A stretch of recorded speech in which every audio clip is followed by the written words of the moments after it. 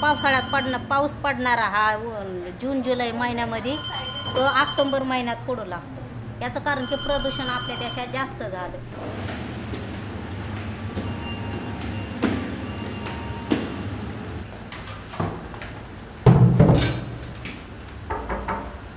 आणि हे प्रदूषण आपण जे काचपत्रा वेचक जे लोक आहेत ते कागद वेगळा करतो, काचपत्रा वेगळा करतो आणि ते आपण कंपनीला पाठवतो, त्याची पुनर्निर्मिती होते.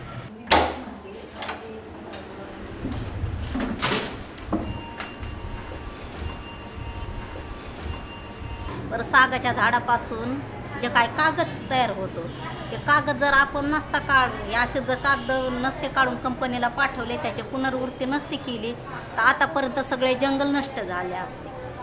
जंगल नष्ट झाले तर पर्यावरणच बिघडतं, हवामानात बदल होतं. त्याच्यामुळे आपल्याला पर्यावरण हे टिकवलं पाहिजे, वनसृष्टी तयार केली पाहिजे. म्हणून आपण प्रदूषण टाळण्यासाठी सगळ्यांनीच प्रदूषण टाळण्याचा प्रयत्न करायचा असतो.